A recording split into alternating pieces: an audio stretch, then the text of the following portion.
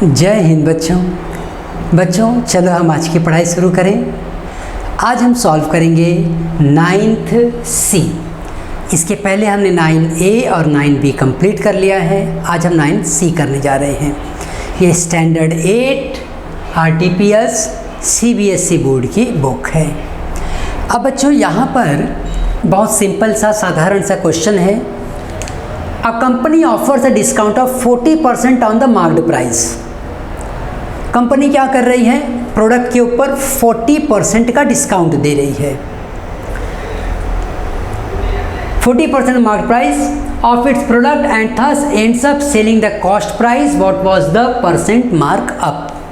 ये उनका अपनी बात कहने का एक तरीका है, जिसे बहुत सिंपल लैंग्वेज में भी कह सकते थे, खाली वर्ड्स का थोड़ा जंबल कर दिया है उन्होंने एंड में। अदरवाइज सिंपल भाषा में मैं तुमको समझा दूं कि जैसे मोबाइल की कोई कंपनी है, उसके पास में कोई प्रोडक्ट है। अब उसे ये पता चला है कि भाई ये प्रोडक्ट मेरा अगर अभी नहीं बिका ये मॉडल, तो नया प्रोडक्ट अगले महीने में आने वाला है। अब जब नया प्रोडक्ट आ जाएगा तब में उससे सस्ता आएगा, इससे अच्छा फीचर रहेगा, बड़ा साइज़ होगा, तो इसको कोई नहीं पूछेगा। तो उसने एक आइडिया निकाला कि चलो मैं जितने में ख़रीद के लाया हूँ उतने में ही इसको ख़त्म कर देता हूँ, इसलिए ऑफ़र लगाया, बोला कि ये 40% डिस्काउंट दे रहा हूँ।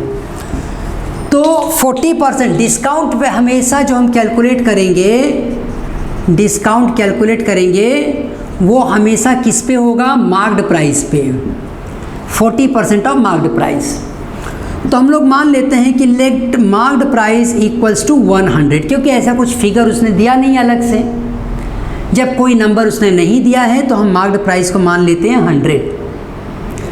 अगर मार्क्ड प्राइस को हमने 100 ले लिया तो अब जो सेलिंग प्राइस होता है वो हमेशा होता है मार्क्ड प्राइस माइनस डिस्काउंट।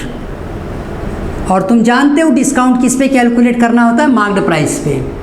उसने हमें खुद ही कहा है कि मार्क्ड प्राइस अगर 100 है तो 40 रुपीज़, मतलब 40% का डिस्काउंट दे रहे हो।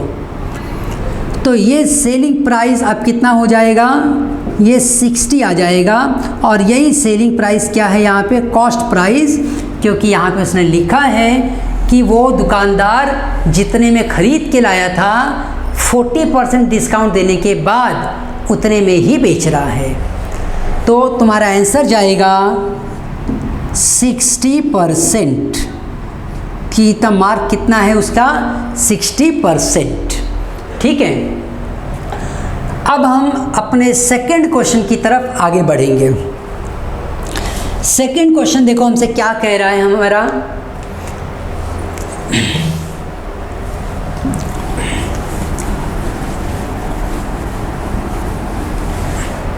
सेकेंड क्वेश्चन कह रहा है the marked price of a water cooler is this much. ये क्या है उसका मार्क्ड प्राइस, मैं लिख देता हूँ marked price equals to ₹7650। The shopkeeper offers an off season discount of 16%। दुकानदार ने ऑफ़र दिया, डिस्काउंट दिया, कितना डिस्काउंट दिया, 16%। मैंने तुम्हें बताया है कि हमेशा डिस्काउंट हम किस पे कैलकुलेट करते हैं, मार्क्ड प्राइस पे। तो 16% ऑफ मार्क्ड प्राइस, 16% ऑफ 7650 कितना आएगा वो जो कैलकुलेट कर लेते हैं। ये यहाँ से कट कर दो, 2 5 जा, ये 5 2 जा 10, 5 1 जा 5, 5 3 जा 15, अगेन 5 3 जा 15। बराबर है? नहीं, बराबर नहीं है। देखो 5 1 जा 5, 2 आया 26 हुआ, 5 5 जा 25 और फिर 1, 5 3 जा 15। अब 2 8 जा 16, 153 में 8 मल्टीप्लाई कर दो, 8 3 जा 24 का 2, 8 5 जा 42, 8 1 जा 8 एंड 4 12। तो यहाँ पे जो वैल्यू हमें मिल रही है, ये 5 कट हो गया था बाद में 2, ये वैल्यू आ गई थी 1224, इतने रुपीस का डिस्काउंट दिया जा रहा है 16% on. Find the selling price, तो सेलिंग प्राइस ये बहुत आसानी से तुम पता करोगे, मार्क्ड प्राइस जितना भी रहेगा उसका डिस्काउंट कितना दिया गया वो पता कर लो। मार्क्ड प्राइस था तुम्हारे पास 7650 रुपीज़, 1224 रुपीज़ माइनस कर दो, 7650 रुपीज़, उसमें से 1224 माइनस कर दिया, 10 में से 4 गया 6, 4 में से 2 गया 2, उसके बाद 6 में 2 गया 4, उसके बाद 7 में से 1 गया 6। तो दुकानदार 6426 रुपीज़ में इस प्रोडक्ट को सेल करेगा। ठीक, ये रहा क्वेश्चन नंबर 2।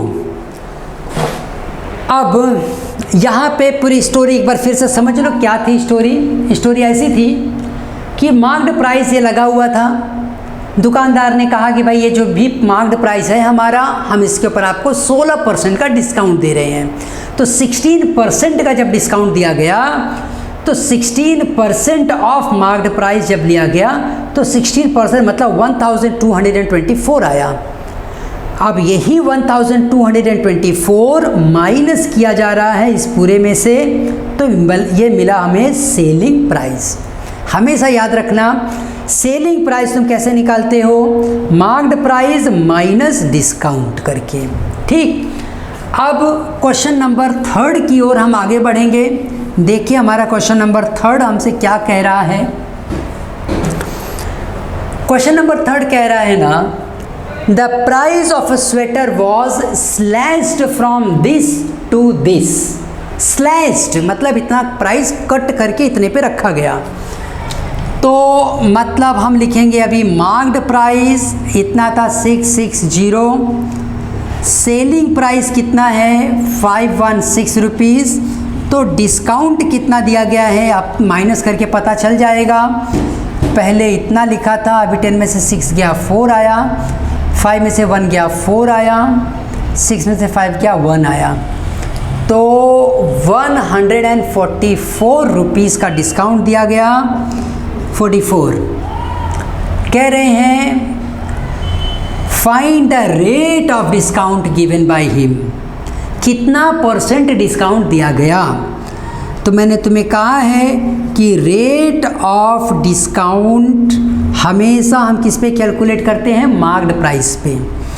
तो मान लीजिए मार्क्ड प्राइस का x% ये वैल्यू है 144 इक्वल्स टू मार्क्ड प्राइस कितना था 660, उसका x%, 0 0 कट कर दो। अब ये x को वही रखो, 144 इंटू 10/66 ले आओ। अब इसे आप कट कर लो। तुम कैसे कट कर सकते हो, 2 से 2 3 जा 6, 2 3 जा 6, बाद में इसे हम 2 से कट करेंगे, 2 7 जा 14, 2 2 जा 4, उसके बाद 7 2 9 3 अभी भी कटेगा, 3 से कट करो 11 हो गया, 3 2 जा 6, 3 4 जा 12, 3 2 जा 6, 3 4 जा 12। अब हो गया x इक्वल्स टू 240/11। तो 240 को मैं 11 से डिवाइड कर दूं, 11 2 जा 22, 11 2 जा तो नहीं जाएंगे, 1 जा ही चलो, 11 यहाँ पे 10 में से 1 गया 9। अब उसके बाद में डेसिमल ले लो, 0 ले लो, 8 जा आ गया 88, ये 2 आ गया। फिर अब 11 1 जा, तो अब उतने पे छोड़ दो, तो ये हो गया 21.81%। तो कितना परसेंट डिस्काउंट दिया गया था, हमने माना था x%, कैलकुलेट किया तो ये आया। फिर से समझो ये क्वेश्चन मैंने कैसे किया। हमें देखो पहले दिया गया था कि भाई जो भी प्राइस रहता है वो मार्क्ड प्राइस था, उसको स्लैश किया गया, कट किया गया, ऑफ़र दिया गया, डिस्काउंट दिया गया, तो वो प्राइस बन गया 516। कितने रुपीस का डिस्काउंट दिया गया, इतने का। अब ये अमाउंट कितना परसेंट होगा, तो हमेशा जब परसेंट तुम कैलकुलेट करने जाते हो तो मार्क्ड प्राइस का ही परसेंट कैलकुलेट करते हैं। ये x% था ऐसा हमने मान लिया। यहाँ पर हम कह देते हैं कि x लेट x% डिस्काउंट, ऐसा हम बता देते हैं कि भाई ये x हमने क्या लिखा है। अब रेट ऑफ डिस्काउंट कितना दिया गया, डिस्काउंट 144 रुपीज़ का डिस्काउंट दिया गया, ये हमें माइनस करके पता चल रहा है। अब इसका परसेंट में कैसे कन्वर्जन करेंगे, तो परसेंट में कन्वर्जन देखो इस तरीके से मैंने करके दिखाया, 21.81%। ठीक है, तो इतना परसेंट यहाँ पर डिस्काउंट मिला, फिर ये दुकानदार ने इस चीज़ को इतने से इतने में बेच दिया। ठीक है, तो चलो अब हम अपने अगले क्वेश्चंस की तरफ आगे बढ़ें।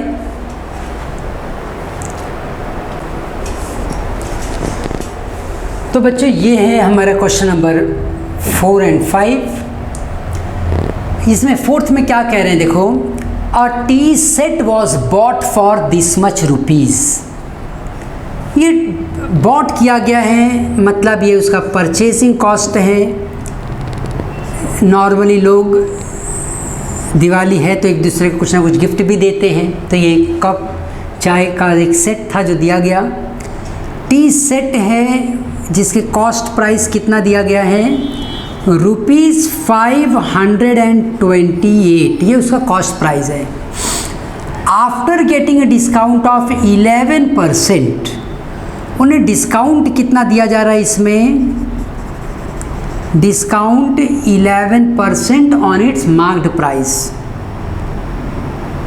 मार्क्ड प्राइस कितना है ये नहीं बता रहे हैं, हम उसको x मान लेते हैं। Find the marked price. तो क्वेश्चन फिर से एक बार पढ़ते हैं। A tea set was bought for this much after getting the discount, मतलब डिस्काउंट वगैरह मिलने के बाद तब कितना उसका प्राइस था, 528 रुपीज़। और कस्टमर को कितना डिस्काउंट मिला था इस प्रोसेस में, 11%, यहाँ लिखा हुआ है। अब 11% जो डिस्काउंट मिला है वो डिस्काउंट किस चीज़ पे मिला है, मार्क्ड प्राइस पे, याद रखो। तो यहाँ पर हम x ले रहे हैं, हमने अपने मन से कंसिडर किया, इसलिए हम कहते हैं से कि x हमने अपनी तरफ से मान लिया है। तो तुम हमेशा याद रखना, जो कस्टमर के लिए कॉस्ट प्राइस है वही दुकानदार के लिए क्या रहता है, सेलिंग प्राइस। तो भले यहाँ पर परचेज या बॉट लिखा गया है, लेकिन यहाँ पर आप क्या लिखोगे इसके बदले में, सेलिंग प्राइस। इतने में वो प्रोडक्ट दुकानदार ने सेल किया। अब हमेशा जो सेलिंग प्राइस होगा वो मार्क्ड प्राइस में से डिस्काउंट देने के बाद होता है। मान लीजिए वो चाय का जो सेट था उसके ऊपर एक लेबल लगाया हुआ था, कितने पैसे का लगाया था वो हमें नहीं पता है, लेकिन इसी के ऊपर जब 11% का डिस्काउंट दिया गया तब जाके, अब मैं यहाँ लिख रहा हूँ, मार्क्ड प्राइस अगर x था, x का 11%, x का 11% यही आएगा ना, देखो ऐसे ही कैलकुलेट करते हैं हम। तो ये वैल्यू हो गई 100x minus 11x upon 100 which comes out to be 89x by 100। तब जाके ये सेलिंग प्राइस हमें मिला। लेकिन हम जानते हैं कि दुकानदार ने कितने में बेचा है, 528 में। तो मैं इसलिए बोलूँगा सो 528 is actually 89x upon 100। So x value is 528 into 100 upon 89।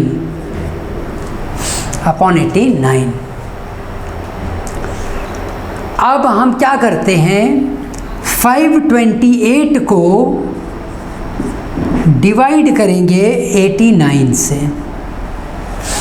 कैसे डिवाइड करेंगे वो देखो।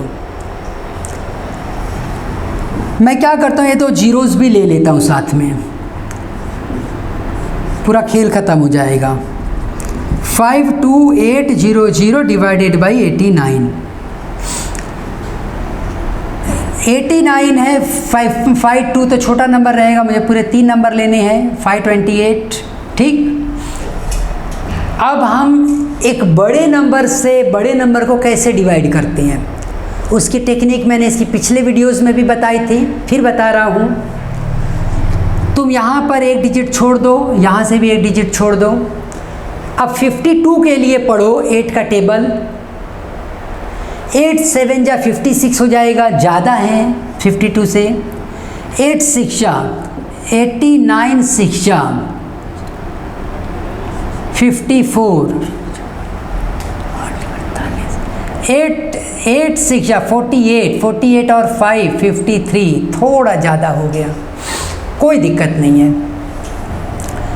89 को जब हम 5 से मल्टीप्लाई करेंगे, 5 9 जा 45, 5 8 जा 40, तो हो गया 4 4 5, माइनस कर लो, 8 में से 5 गया 3, 12 में से 4 गया 8, ये ख़त्म, ये 0 यहाँ उतार लो।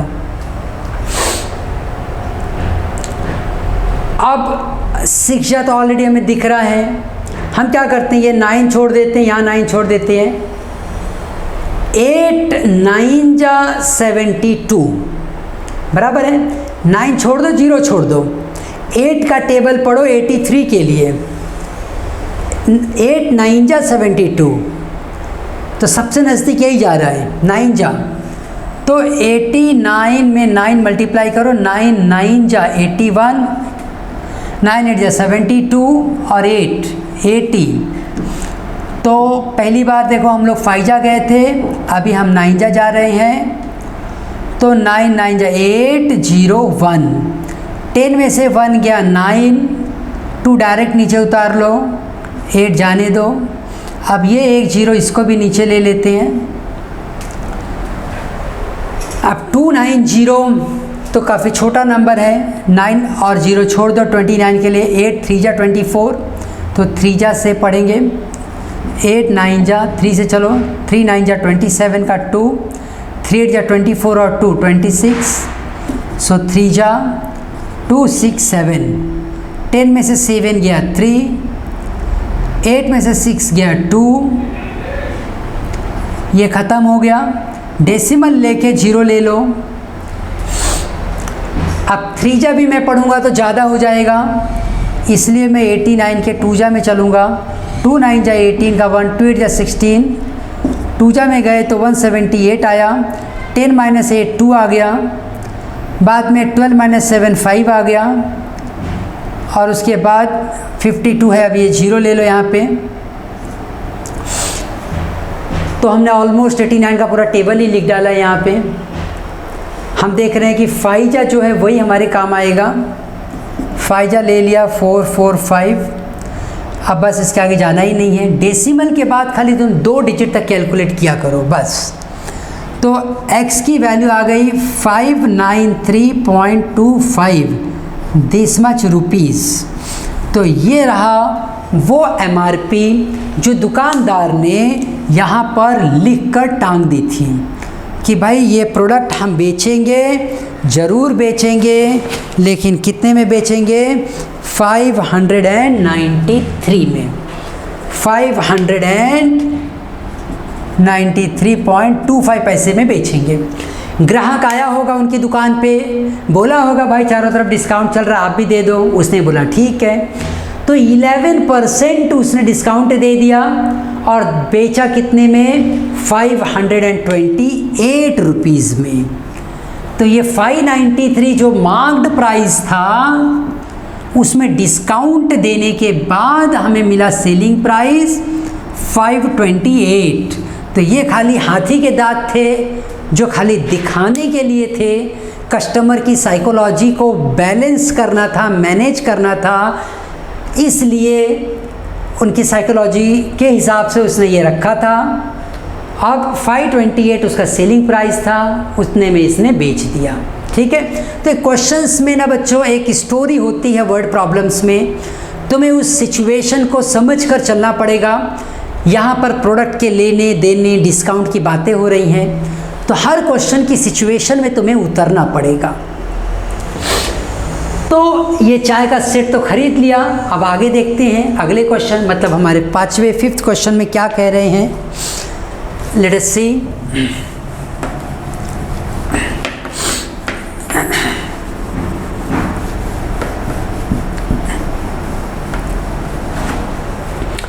A dealer marks his goods at 25% above the cost price। जैसा कि मैंने तुम्हें बताया था, जो भी डीलर था उसको भाई प्रॉफिट तो कमाना है, तो प्रॉफिट कमाना है तो क्या करेगा, अपने कॉस्ट प्राइस पे उसने कुछ पहले से पैसा ऐड कर दिया। अगर यहाँ पे कुछ फिगर देखो दे नहीं रहे हैं कि उसने 25% कॉस्ट प्राइस पे प्लस कर दिया and allows a discount of 12% on the marked price, find his gain और लॉस परसेंट। कॉस्ट प्राइस पे कितना था, मान लीजिए 100 रुपीज़, तो सेलिंग प्राइस उसने 100 प्लस 25%, मतलब 100 रुपये पे 25 रुपीज़ बढ़ा दिया। 25% का मतलब क्या होता है, 100 रुपये पे 25 रुपीज़ बढ़ा दिया, तो सेलिंग प्राइस कितना बना दिया, 125 रुपीज़। फिर आगे क्या लिखा गया, and allows a discount of 12%। अब उसने डिस्काउंट कितना लगाया है, डिस्काउंट लगाया है 12% का। अच्छा, ये जो उसने कॉस्ट प्राइस बढ़ा के लगाया है ना, ये हाथी के दांत थे, ये उसके मार्क्ड प्राइस थे, क्योंकि एक्चुअल सेलिंग प्राइस कब मिलता है हमें, मार्क्ड प्राइस में से डिस्काउंट निकालने के बाद। ये तो खाली उसने कस्टमर को दिखाने के लिए, भाई देखो इतना बड़ा प्राइस है, आपके लिए मैं इतना कम कर रहा हूँ, ठीक है ना। तो अब 12% वो डिस्काउंट देगा, लेकिन 12% किस पे देगा वो समझो, बहुत ध्यान से समझो। दुकानदार जो था वो भी अपने प्रोडक्ट को कहीं से तो खरीद के लाया था, तो उसका अपना कॉस्ट प्राइस कितना था, 100 रुपीज़ का। बहुत ध्यान से समझो। फिर उसको मालूम है कि भाई कस्टमर हैं, तमाम तरह के सब झमेले चल रहे हैं, डिस्काउंट ये वो ऑफ़र करना पड़ेगा, तो घर पे उसने पहले से ही 25 रुपया बढ़ा दिया, हर 100 रुपये पे 25 रुपीज़ बढ़ा दिया और एक लेबल लगा दिया। कस्टमर आए, कस्टमर की जिद करने लगे भाई कुछ डिस्काउंट दो, डिस्काउंट दो। उसने बोला ठीक है मैं 12% आपको डिस्काउंट देता हूँ, लेकिन याद रखना डिस्काउंट हमेशा तुम किस पे कैलकुलेट करते हो, मार्क्ड प्राइस पे।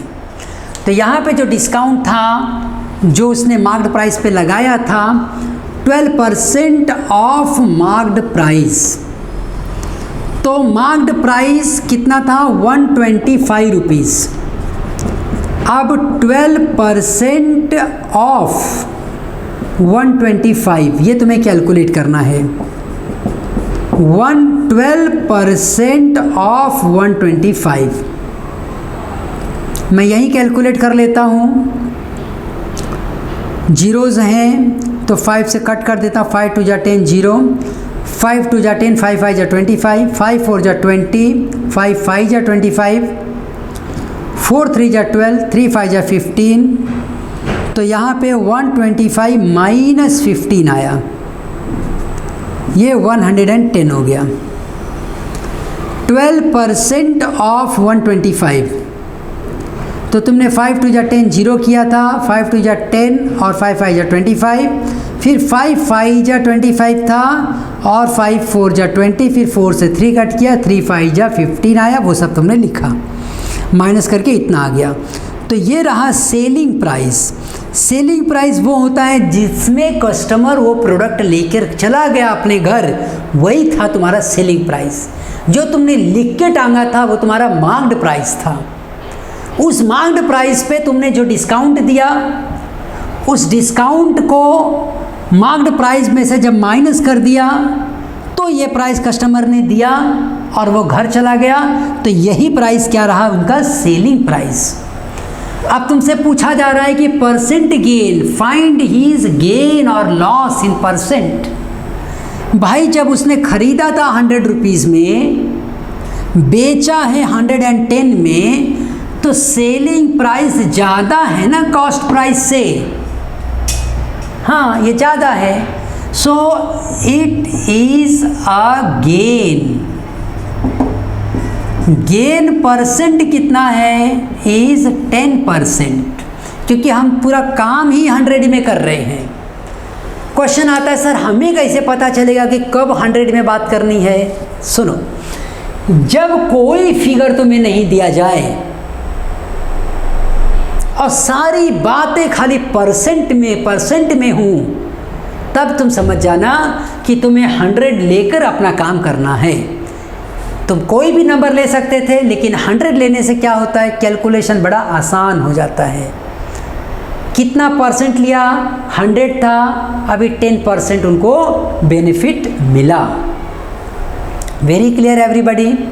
100 रुपीज़, क्योंकि गेन और लॉस परसेंट हमेशा किस पे कैलकुलेट किया जाता है? कॉस्ट प्राइस पे। कितना गेन था उसके ऊपर, कॉस्ट प्राइस कितना था 100, गेन कितना हुआ 10 का, कट कर दिए, यह आ गया 10%। और यहाँ पे कॉस्ट प्राइस 100 था, इसलिए बिना कैलकुलेशन के भी मैं यहाँ लिख सकता हूँ गेन इज़ 10%, क्योंकि मुझे पता चला कि सेलिंग प्राइस, गेन हमेशा क्या होता है बोलो? गेन हमेशा होता है selling price minus cost price. तो ये हुआ 110 माइनस 100 विच इज़ 10 रुपीज़, और उसी को तुम बोलते हो कि 10% का इन्हें गेन हुआ है। ठीक, तो ये 5 क्वेश्चन सॉल्व करने के बाद अब हम आगे बढ़ेंगे, लेकिन अगले वीडियो में, अगले लेक्चर में। तब तक खूब जम के पढ़ते रहो। कुछ डाउट है, डिफ़िकल्टी है, ज़रूर मुझे कॉल करो, ये मेरा नंबर है। क्लासरूम में आके भी तुम पूछ सकते हो। तब तक खूब मेहनत से पढ़ते रहो। आओ हम एक साथ कहें, भारत माता की जय।